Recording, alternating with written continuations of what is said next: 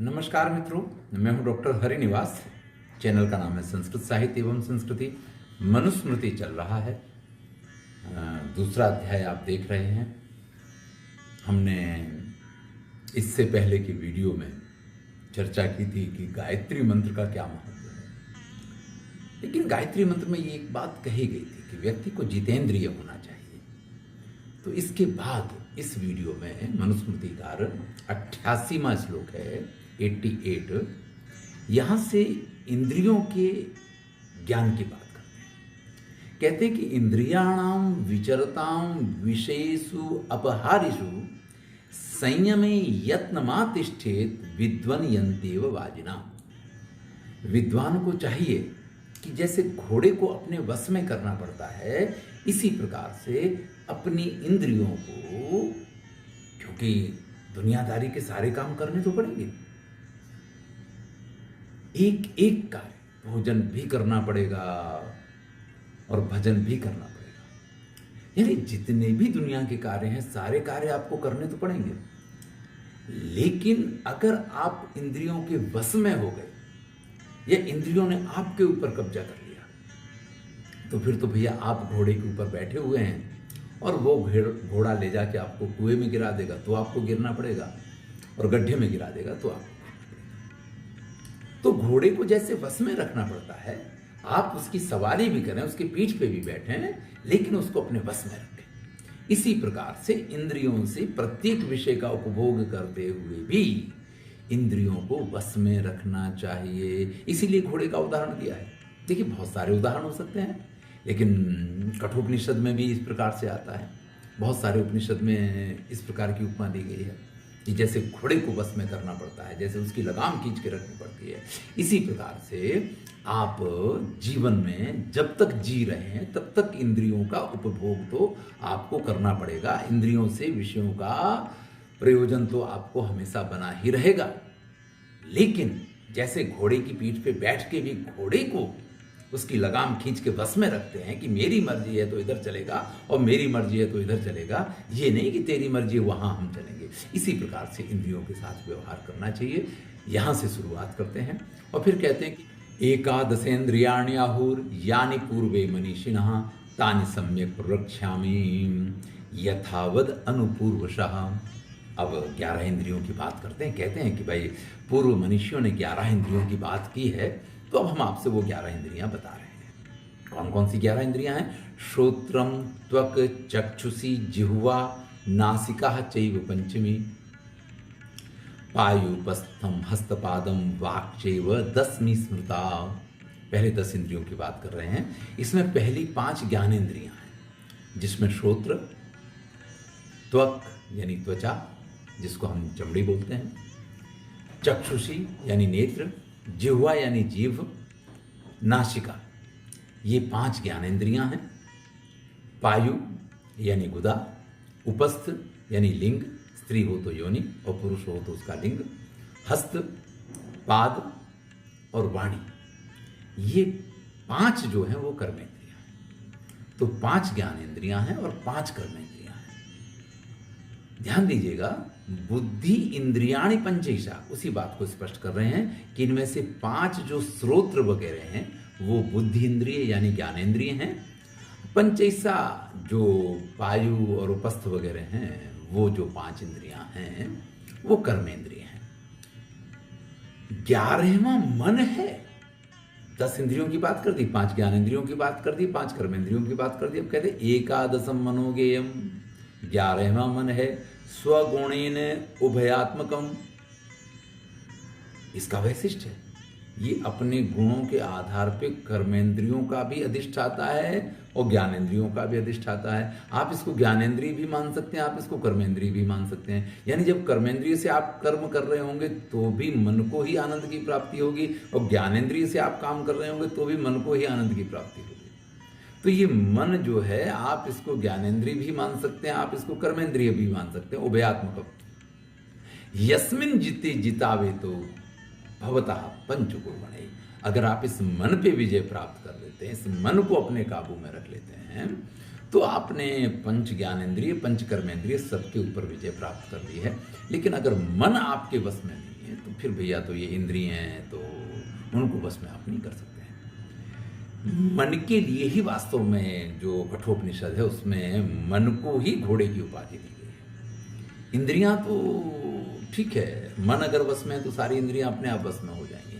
तो वहाँ मन के लिए ये कहा गया कि बुद्धि रूपी लगाम से मन रूपी इस घोड़े को आत्मा जो है वो आत्मा रूपी इसके ऊपर जो सवारी कर रहा है वो अगर इसको वश में रखता है, कठोपनिषद की बात है, तो उसी प्रकार से यहाँ पे ये कहा गया है कि 11वीं इंद्रिय मन है जो उभयात्मक है, यानी इसको आप ज्ञानेंद्रिय भी कह सकते हैं, इसको आप कर्मेंद्रिय भी कह सकते हैं। ज्ञानेंद्रियों से मिलने वाला सुख भी ये प्राप्त करता है, कर्मेंद्रियों से मिलने वाला सुख भी ये प्राप्त करता है। और अगर आप इस मन को जीत लेते हैं, यस्मिन जिते जिता एतो, तो ये ज्ञानेंद्रिय कर्मेंद्रिय दोनों के ऊपर आपने विजय प्राप्त कर ली है। भवतः पंचोपन, तो फिर कोई भी इंद्रिय ऐसा नहीं है कि जो आपसे भाग के जा पाए। इंद्रियाणाम प्रसंगेन दोषम ऋच्छत्य असंशय संयम्यतु तान्येव तथा सिद्धिम नियच्छति। देखिए, जो इंद्रियों के बस में आ जाता है उसके जीवन में, उसके आचरण में दोष आना बड़ा स्वाभाविक है। ध्यान दीजिएगा, स्पष्ट कह रहे हैं कि अगर आप इंद्रियों के वश में रहेंगे तो ये निश्चित है कि आप दोषपूर्ण कार्य करेंगे। और अगर आप इन इंद्रियों को वश में कर लेंगे तथा सिद्धि नियच्छति, तो आप किसी भी सिद्धि को प्राप्त कर सकते हैं। देखिए, इंद्रियों के विषयों के चक्कर में ही वो एक बहुत सुंदर संस्कृत की पंक्ति है कि कुरंग मातंग पतंग भृंगाः, कुरंग मातंग पतंग भृंगाः मीना हता पंचवरेव पंचो। ये प्राणियों के नाम दिए गए हैं। कुरंग हिरण को कहते हैं, मातंग हाथी को कहते हैं, पतंग यानी पतंगिए को कहते हैं, भृंगा भौरे को कहते हैं। ये सभी एक एक इंद्रिय के अभिलाषी हैं। ये एक एक, तो जब ये एक एक इंद्रिय की वजह से मृत्यु को प्राप्त कर लेते हैं, देखिए हाथी कैसे पकड़ा जाता है। अगर हाथी को कहीं पर बांध दीजिए तो हाथी उसके पास आ ही जाएगा और फिर आप उसको जैसे बस में करना कर सकते हैं। तो और पतंगी को आप जानते हैं कि उसको रूप का बड़ा रहता है और उसको जलते हुए दीपक को पास जाना और वहां जल जाना है। ऐसे हिरण को सुनने का बड़ा शौक होता, संगीत के चक्कर में आकर के हिरण जो है वो अपने प्राण कमा देता है। तो लिखने वाले ने ये लिखा कि कुरंग मातंग पतंग भृंगा मीना हता पंचवरेव पंचो। मीन जो है मछली, उसको स्पर्श का, क्योंकि अगर उसको जल मिलता रहेगा तो उस स्पर्श से वो राजी है, जैसे आप जल से बाहर निकालेंगे उस स्पर्श के बिना वो तुरंत मर जाएगी। तो ये सब के सब एक एक इंद्रिय के विषयों का भोग करते हैं और तब भी इनको मरना पड़ता है। तो भैया ये मनुष्य तो पांच इंद्रियों के जब भोग करता है तो इसकी तो क्या दशा होने वाली है, ये तो आप समझ सकते हैं। तो अगर आप इंद्रियों को वश में करेंगे, सिद्धिम नियच्छति संयम, अगर आप इसको संनियमित करेंगे, आप इनको अगर वश में करेंगे तो आप सिद्धि प्राप्त करेंगे, जो करना चाहेंगे वो कर पाएंगे। लेकिन अगर इंद्रियां आपके वश में नहीं है तो फिर तो सुबह जब उठने का समय होता है तो मन होता है कि और थोड़ी देर सो जाओ। और ऐसे तो हम किस किस चीज की बात करें, खाने के समय पे खाते चले जाएंगे, फिर स्वास्थ्य खराब होगा, तरह तरह की परेशानियां होंगी। न जातु कामः कामानाम उपभोगे निसाम्यति, बड़ा स्पष्ट कह रहे हैं कि आप इंद्रियों के विषयों का उपभोग करके कभी भी उन इंद्रियों को विषयों में से तृप्त नहीं कर सकते। आप सोचें कि आज मैं अच्छे से अच्छा खा लूं, कल से फिर मैं छोड़ दूंगा, तो ये संभव ही नहीं है। यहां काम शब्द का प्रयोग किया गया है कि काम जो है वो कामोपभोग से उसको शांत नहीं किया जा सकता। हविषा कृष्ण वर्त में ने भूरि एवाभिवर्तते। जैसे आग में अगर आप आहुति डालते रहें, अगर घी डालते रहें और आप सोचें कि वो आग बुझ जाएगी, तो वो कभी बुझ नहीं सकती है। इसी प्रकार से इंद्रियों के द्वारा जब तक आप विषयों का उपभोग करते रहेंगे तब तक तो वो इंद्रियां आपको अपने वश में ही रखेंगी। तो कभी भी ये नहीं सोचा जा सकता है कि आज ऐसा कर लें, कल से हम ये करना बंद कर देंगे, ये तो संभव ही नहीं है। ये तो आप इंद्रियों के कहने में चल रहे हैं। इंद्रियां कहती हैं कि बस ठीक है, आज का दिन, कल फिर आज बन के ही आएगा। तो कल के रूप में आता ही नहीं है। जब भी कल आएगा आज बन के आएगा, और जब आज बन के आएगा फिर इंद्रियां कहेंगे आज के दिन, कल से फिर हम बंद कर देंगे। तो वो कल तो कभी होगा नहीं। इसलिए यहाँ कह रहे हैं कि इंद्रियों के द्वारा विषयों का उपभोग करके कभी भी इंद्रियों को वश में नहीं किया जा सकता है, कभी उनको शांत नहीं, न शाम्यति, इन उनको शांत नहीं किया जा सकता है।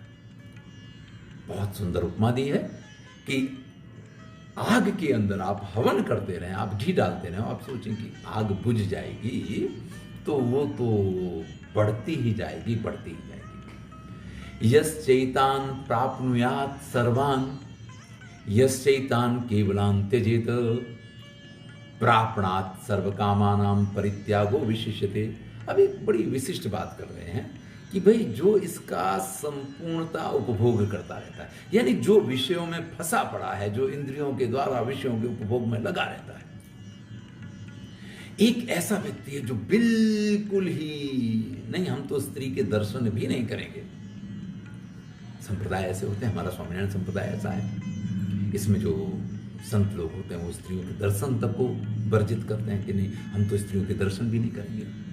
तो एक तरफ ऐसे लोग होते हैं जो इंद्रियों से विषयों के उपभोग में 24 घंटे लिप्त रहते हैं, और कुछ लोग ऐसे होते हैं जो संपूर्णतः इसके परित्याग की बात करते हैं, प्रापणात् सर्वकामानां। लेकिन ये दोनों ही गलत है। आप स्प्रिंग को जितना दबाएंगे, जब वो छूटेगी उससे ज्यादा जोर से झटका मारेगी। तो जो बिल्कुल ही विषयों से दूर रहते हैं, उनके लिए पूरी ये संभावना बनती है कि कभी भी वो विषयों के चक्कर में पड़ सकते हैं। और जो विषयों में डूबे हुए हैं वो तो डूबे हुए हैं, तो उनकी तो बात ही क्या की जाए। भाई वास्तविकता क्या है कि चाहे आप शारीरिक रूप से सारे कर्म करते हो, लेकिन कामानां परित्यागो विशिष्यते, आपके मन में उसकी कामना नहीं होनी चाहिए। अब ये श्रीमद् भगवद गीता में भी ये बात कही गई है, बाद में सभी जगह सारे उपनिषदों में ये बात कही गई है, तो वो बात इंद्रियों के संदर्भ में यहाँ पे भी कही जा रही है, क्योंकि मूल तो मनुस्मृति ही है। यही वेदों में से सारा सार लेकर के, इसीलिए तो श्रुतिरिवार्थम स्मृतिरन्वगच्छति।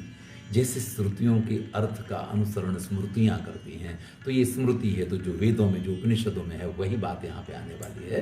तो बड़े सुंदर ढंग से इस बात को कह रहे हैं कि जो व्यक्ति विषयों में डूबा रहता है वो तो डूबा ही है, लेकिन जो बिल्कुल विषयों को स्पर्श भी नहीं करता है, उसका भी कोई लाभ नहीं है।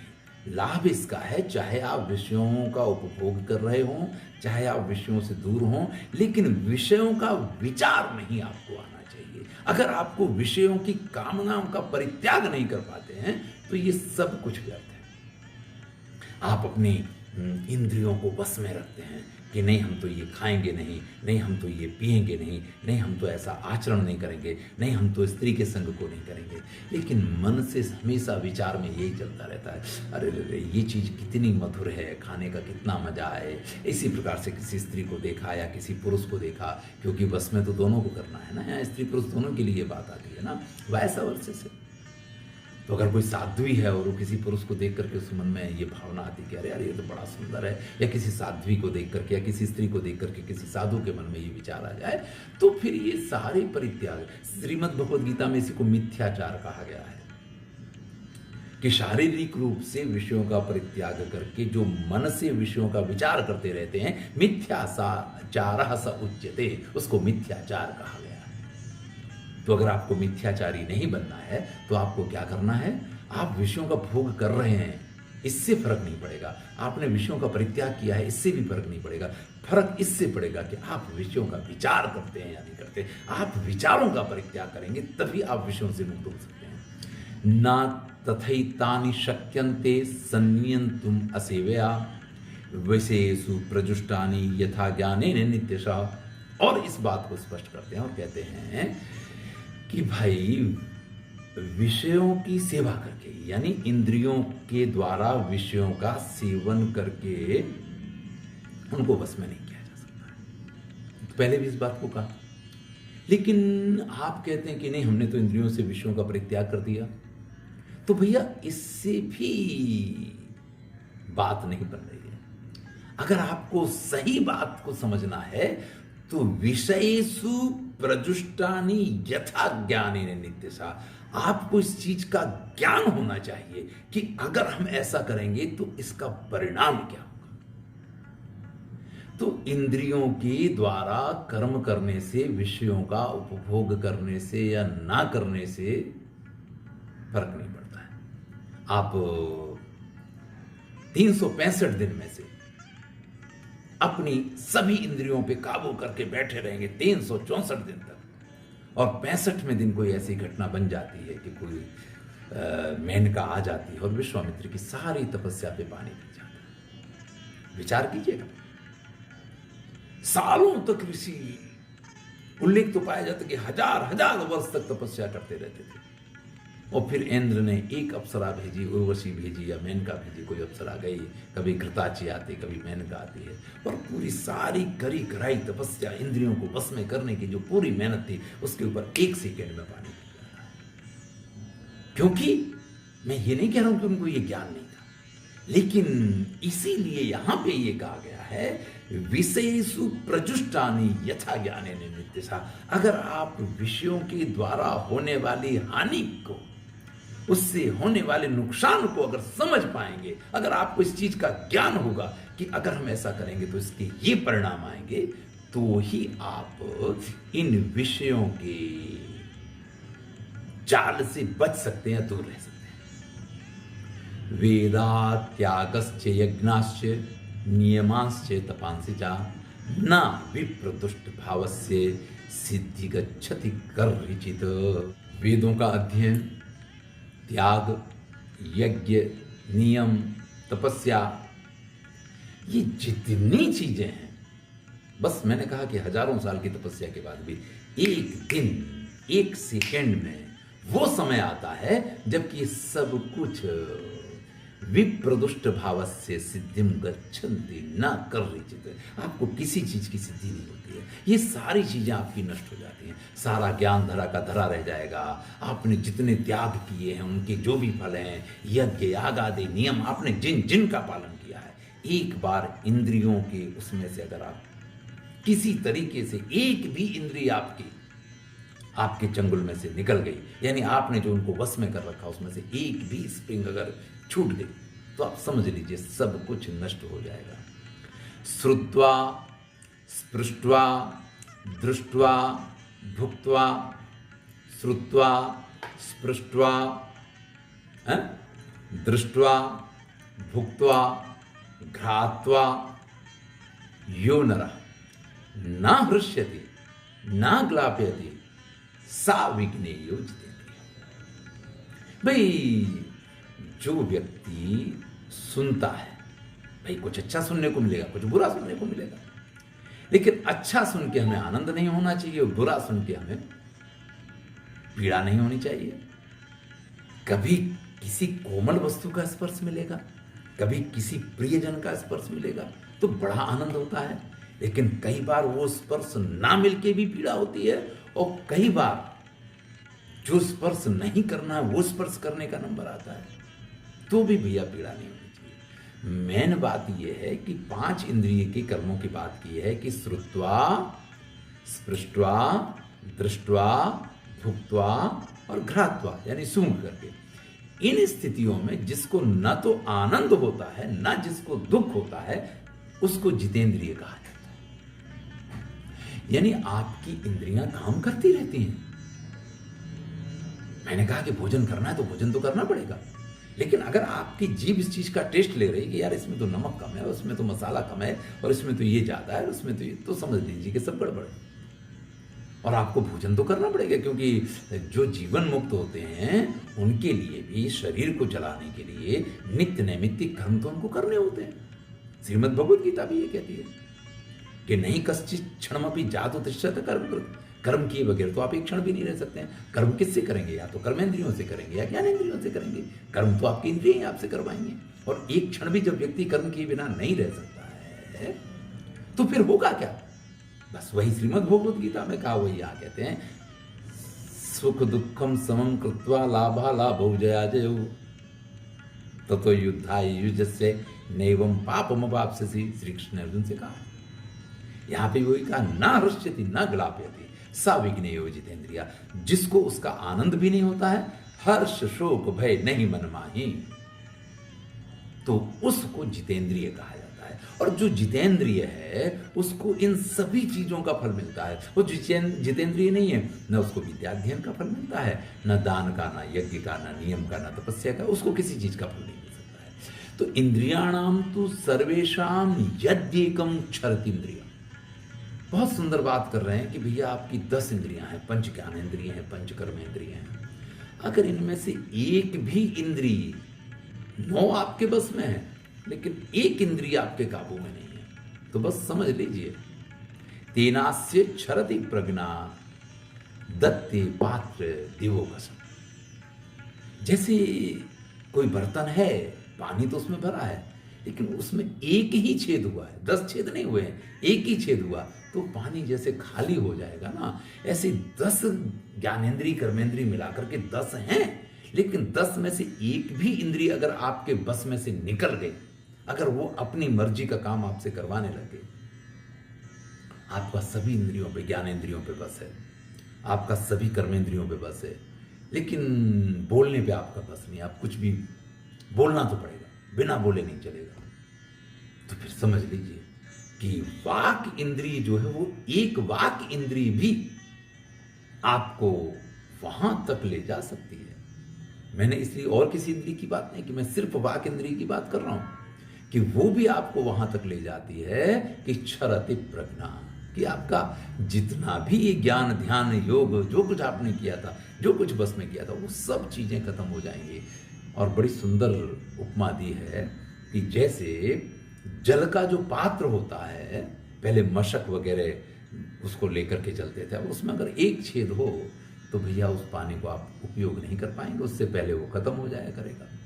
तो व्यक्ति सभी इंद्रियों को अपने बस में रखे, ये बहुत जरूरी है। वसे कृत्वेन्द्रिय ग्रामम संयम च मनसस्तथा सर्वान् संसाधयेत् अर्थान अक्षिण्यो गतस्तनुम। भाई सभी इंद्रियों को बस में करो और सबसे पहले मन को संयम में रखो। अर्जुन ने श्रीमद् भगवद गीता में श्री कृष्ण ने कहा, चंचलम ही मना कृष्ण प्रमाथि बलभद्रणम तस्याहम निग्रह मन्ये वायु रेव सुदुष्करम। ये मन जो है ना महाराज, ये तो बड़ा ही चंचल है। अरे इसको बस में करना तो वायु को अपने हाथ में पकड़ के वो बस में रखने जैसा है। तो भैया जैसे आप वायु को पकड़ नहीं सकते हैं, बस में नहीं कर सकते हैं, ऐसे मुझे नहीं लगता है कि इस मन को बस में किया जा सकता है। तब भगवान श्री कृष्ण ने कहा था कि आप सही कह रहे हो, अभ्यासेन च कौन्तेय वैराग्येन च क्रियते। अभ्यास करेंगे और वैराग्य का आश्रय लेंगे तो इस मन को बस में किया जा सकता है। तो भैया हमारे शास्त्रों में इन सब का उल्लेख किया गया। यहां उसी बात को कह रहे हैं कि जो इंद्रियों को वश में रखता है और विशेष करके मन को संयमित करता है, सर्वान् संसाधयेत् अर्थान, उसकी प्रत्येक अर्थ की सिद्धि होती है। धर्म अर्थ काम मोक्ष। भाई आप कहेंगे कि हमें मन को बस में रखना, इंद्रियों को बस में रखना, फिर हम कामोपभोग कैसे करते हैं?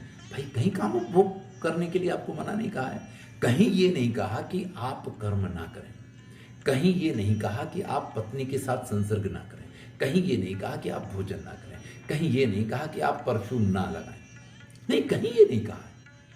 कहा ये है कि शरीर से सारे कर्म करते हुए भी आप अपनी कामनाओं को बस में रखें। देखिए एक उदाहरण है, श्री कृष्ण को योगीश्वर कहा जाता है कि योगियों के वो ईश्वर है, यानी सबसे बड़े योगी वो है। और कथानक जो पाए जाते हैं उसके हिसाब से 16,108 रानियां थी। कितनी गोपियां उनको प्रेम किया करती थी।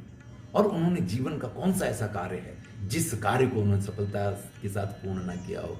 वो कभी निष्कर्म और सन्यासी बन के नहीं बैठे हैं, लेकिन वो जो करते हैं अपने लिए नहीं करते हैं, अपना विचार करके नहीं करते हैं, वो जो करते हैं लोगों के लिए करते हैं। और जहां आपकी स्वार्थ की भावना, आपकी अपनी कामना समाप्त हो जाती है, वहां आपके द्वारा किए जाने वाले प्रत्येक कार्य जो हैं वो आपको फल नहीं दिया करते हैं। तो सर्वान संसाधयेत अर्थान, और फिर वो व्यक्ति जो है अब सभी प्रकार के अपने पुरुषार्थ चतुष्टयों की सिद्धि कर पाता है।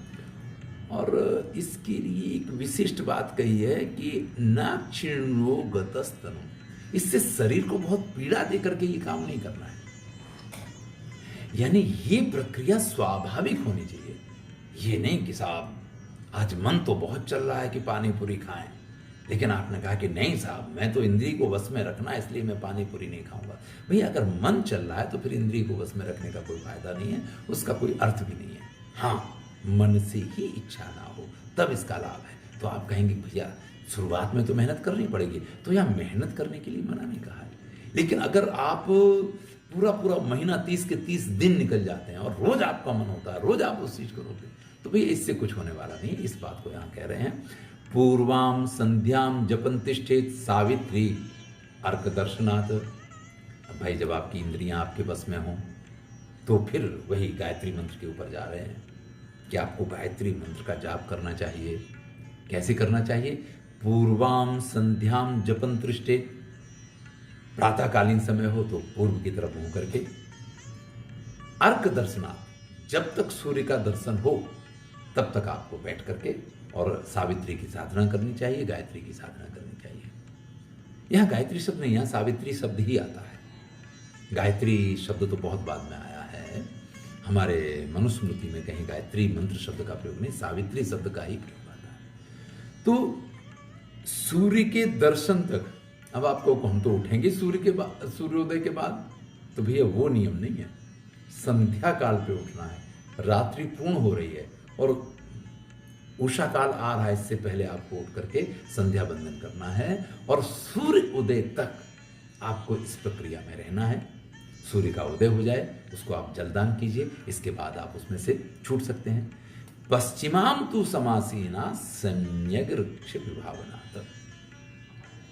और सायंकाल की बात करें, सायंकालीन संध्या कीजिए, पश्चिम की तरफ मुंह करके आपको बैठना है और जब तक आपको बराबर आकाश में तारामंडल दिखाई नहीं देने लग जाते हैं तब तक आपको इस प्रक्रिया का पालन करना है। अब देखिए, नित्य प्रति अगर आप योग की ये साधना करते हैं, प्रातःकाल और सायंकाल बैठ के संध्या करते हैं, प्राणायाम करते हैं, प्राणायाम के बाद ओम का उच्चारण करते हैं या तीनों व्याहृतियों के साथ में और ओम के साथ में अगर सावित्री का यानी गायत्री मंत्र का जाप करते हैं, तो ये सारी चीजें धीरे धीरे धीरे धीरे आपके मन को बस में करती हैं। उसी चीज की प्रक्रिया को समझा रहे हैं। वही तो कहा है श्री कृष्ण ने अर्जुन से कि अभ्यासेन च कौन्तेय वैराग्येण च क्रियते, अभ्यास के द्वारा। तो ये अभ्यास की प्रक्रिया आपको समझाई जा रही है।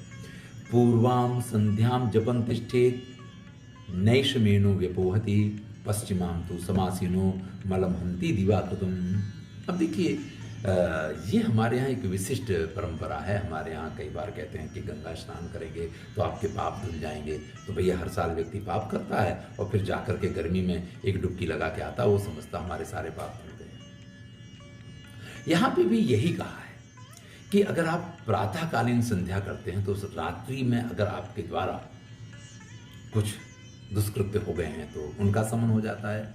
और अगर आप पश्चिमाम यानी शाम के समय की संध्या करते हैं तो दिन के दरमियान जो आपसे कुछ भूलें हो गई हों तो उनका मलम हंति दिवाकृतम, दिन में किए हुए मलों का हनन हो जाता है, यानी उनसे आपको मुक्ति मिल जाती है।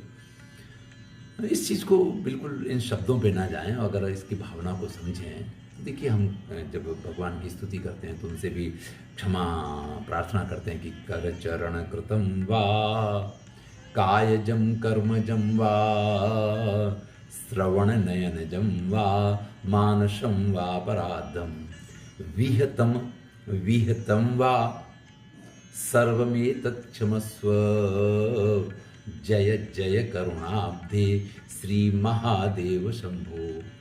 तो जब हम ये प्रार्थना करते हैं तो उसमें हम ये कहते हैं कि हमने कुछ किए हैं, नहीं किए हैं। अरे भाई, अगर कोई गलत कार्य हमसे भूल से भी हो गया हो रात को आप करवट लेते हैं, कुछ ऐसी बात हो जाती है, या रात्रि में सोते सोते आपके मन में कोई ऐसा विचार आ गया, तो अगर आप प्रातःकालीन संध्या करते हैं तो उन सब में से आपको मुक्ति मिलती है। और ऐसी सायंकालीन संध्या करने पे आपको दिन भर के जो कृत्य हैं उनमें से मुक्ति मिलती है। ना तिष्ठति तु यह पूर्वाम नोपास्येति यश्च पश्चिमाम शशूद्रवत बहिष्कार्या सर्वस्मात् द्विज कर्मणः।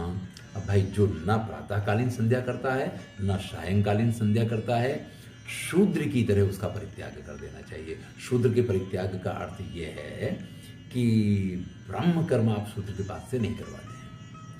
कोई भी यहाँ आप इस चीज़ को बिल्कुल जाति पे ना जाएं, आप इस वर्ण व्यवस्था को समझें।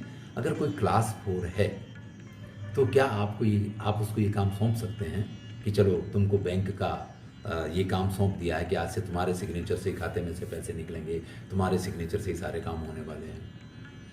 अरे भाई, जो क्लास 1 है इनके करने की ये काम है, तो क्लास 4 को अगर वो काम आपने सौंप दिया तो अगर वो इतनी निर्णय शक्ति रखता है तो फिर उसको क्लास 4 में जाने की जरूरत नहीं है।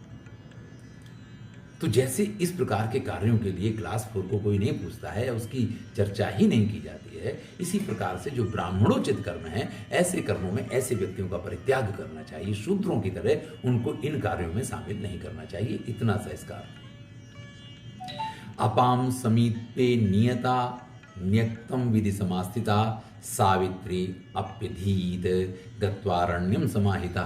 ये बात हमने पहले भी गायत्री मंत्र के महात्म्य वाले वीडियो में भी ये चर्चा की थी। वहां पे भी ये बात आई थी कि जल के पास जाकर के, यानी किसी नदी के किनारे जाकर के, किसी वन में स्थित होकर के, किसी सरोवर के किनारे बैठ करके, जहां आपको शांति मिले, जहां मानसिक शांति हो, जहां चारों तरफ से किसी भी प्रकार के विघ्न ना हो, ऐसी जगह पे जाकर के इस सावित्री की आराधना करनी चाहिए। यानी ऐसी जगह जाकर के गायत्री मंत्र का जाप वगैरह करना चाहिए, जिससे कि बहुत कुछ ऐसा है जो आपके वश में आएगा। और जब वो आपके वश में आएगा, ये अभ्यास जो है वो आपको जीवन में श्रेष्ठता प्रदान करेगा। उसका उल्लेख यहाँ पे किया है। वेदोपकरणे चैव स्वाध्याये चैव नैतिके नानुरोधो त्यनध्याये होम मंत्रेषु चैव ही। अब देखिए, हमारे यहाँ बहुत सारी ऐसी स्थितियाँ आती हैं। जैसे अगर हम पढ़ रहे हैं, गुरुकुल में पढ़ते हैं, तो पाणिनि जी की मृत्यु का दिन त्रयोदशी माना गया, या अष्टमी होती है, या त्यौहार जो होते हैं, तो इन दिनों विद्या का अध्ययन नहीं करते, अनध्याय के दिन होते हैं। तो ये कह रहे हैं कि भले अनध्याय के दिन हो, लेकिन गायत्री का जाप तो फिर भी करना है। यानी वेदोपकरणे स्वाध्याये चैव नैतिके। जिस दिन वेद के अध्ययन का निषेध हो, जिस दिन स्वाध्याय का निषेध हो, जिस दिन अनध्याय हो, जिस दिन होम मंत्र जो है उन सब का भी निषेध हो, उस दिन भी गायत्री का जाप तो करना चाहिए। यानी गायत्री मंत्र की स्थिति इस प्रकार की है कि अगर आपको आज पढ़ने नहीं जाना है, आज आपको कॉलेज नहीं जाना है, तो इसका मतलब ये नहीं कि आज आपको गायत्री का जाप भी नहीं करना, नहीं, उस चीज को यहाँ पे नहीं कहा। नैत्यके नास्ति अनध्यायो ब्रह्म सत्र ही ततस्मृतम ब्रह्माहुति हुतम पुण्यम अनध्याय वद कृतम। इसी बात को और स्पष्ट करते हैं कि भैया नित्य कर्म हमें करने हैं। देखिए, ना तो खाना बंद होगा, आप कहेंगे हम एक दिन भोजन नहीं करेंगे, हम गायत्री का जाप भी नहीं करेंगे, ऐसा नहीं है। आपके शरीर के अंदर जो शक्तियां हैं, कल आपने जो भोजन किया था ना, वो भोजन आपको ये शक्ति देती है, तभी आप एक दिन व्रत करके भी आपका शरीर चलता रहता है। ठीक है, आप नहीं खाएंगे, आपको पानी पीना पड़ेगा, पानी पिएंगे, नित्य कर्म की जैसे सारी प्रक्रियाएं चलती रहती हैं, उसी प्रकार से गायत्री मंत्र जो है ना, ये तो नित्य नैमित्तिक कर्म है। आप इनका अनध्याय नहीं कर सकते हैं, आप इनको मतलब बंद नहीं रख सकते हैं। नित्य प्रति इनका जाप होना चाहिए, नित्य प्रति गायत्री मंत्र का आपको स्वाध्याय करना होगा। यह स्वाध्यायम अधीतेब्दम विधिना नियता शुचि तस्य नित्यम क्षरत्येषे पयोदधिकृतम मधु। अब स्वाध्याय की बात कर रहे हैं कि जो व्यक्ति इस सावित्री का स्वाध्याय, इसका अभ्यास नित्य प्रति 1 वर्ष तक करता है, विधि पूर्वक, नियमित रूप से, शुचि पवित्र होकर के, तस्य नित्यम क्षरत्येषे पयोदधिकृतम मधु, उसके लिए ये दूध, दही और घी की वर्षा और मधु की वर्षा करने वाली होती है। देखिए, हमारे जब कोई बड़ी पूजा होती है तो उसमें पंचामृत का उपयोग होता है और उसमें ये सारी चीजें होती हैं। तो भैया, अगर जीवन में सभी प्रकार के सुख चाहिए तो इस गायत्री मंत्र का जाप कीजिए। इससे आप बच नहीं सकते हैं, आपको इससे बचना नहीं चाहिए, बल्कि आपको संपूर्ण निष्ठा के साथ इसका पाठ करना चाहिए। इसी बात को यहाँ पे कहा है। अब ये बात अगर समझ में आ जाए तो बहुत अच्छी बात है, नहीं आती है तो फिर भाई जो चल रहा है जीवन तो उस प्रकार से चल ही रहा है। चलिए इस वीडियो को पूर्ण करते हैं। एक श्लोक और देख रहे हैं। अग्निंधनम भैक्षचर्याम अधः शय्याम गुरुर्हितम आसमावर्तनात् कुर्यात् कृतोपनयनो द्विजः। जब से द्विज यानी ब्राह्मण, क्षत्रिय, वैश्य तीनों की गणना इसमें होती है, क्योंकि मैंने पहले कहा था कि पहला जन्म माँ के गर्भ से होता है और दूसरा जन्म जिस दिन यज्ञोपवीत संस्कार होता है उस दिन माना गया है। तो जिन जिन के यज्ञोपवीत संस्कार होते हैं उन सबको द्विज कहा गया है। तो जितने द्विज हैं उनके लिए कहा गया कि उपनयन संस्कार जिस दिन हो जाए, फिर गुरु जी के आप पढ़ने के लिए जाते हैं, विद्याध्ययन के लिए जाते हैं, वहाँ से लेकर के अग्नि, ईंधन, भिक्षा, ब्रह्मचर्य, पृथ्वी पे सोना और गुरु की आज्ञा का संपूर्णता पालन करना, इन सभी चीजों का व्यक्ति को असमावर्तनात् कुर्यात्, जब तक समावर्तन संस्कार नहीं हो जाता है तब तक इनका पालन नित्य प्रति एकदम नियम के साथ करना चाहिए। देखिए, विद्यार्थी गुरु के यहां पढ़ने जाता है तो उसको इन सभी चीजों का ख्याल करना है, इन सभी चीजों का ख्याल रखना है और ये सारी चीजें उसको करनी है। जब तक समावर्तन संस्कार नहीं हो जाता है तब तक उसको हमेशा ब्रह्मचर्य का पालन करना है और जितनी भिक्षा मांग के लानी है, गुरु को देनी है, पृथ्वी पे सोना है, गुरु की एक एक हित का ख्याल रखना है, इन सब चीजों का उसको ख्याल रखना है। कब तक? असमावर्तना, पहले दिन से लेकर के जिस दिन समावर्तन संस्कार होगा, यानी वो गुरुकुल छोड़ करके अपने गुरु के यहाँ से जाएगा अपने घर, तब तक नित्य प्रति उसको इस चीज़ का ख्याल रखना है। मुझे तो अभी भी अगर गुरु के यहाँ पहुँच जाऊँ और ऐसा मौका मिले तो अभी भी इन कार्यों के लिए तैयार रहता हूँ। अस्तु। मनुस्मृति की आगे की चर्चा 108 श्लोक हमने पूर्ण किए हैं, अगले वीडियो में देखेंगे। मैं हूँ डॉक्टर हरिनिवास। धन्यवाद।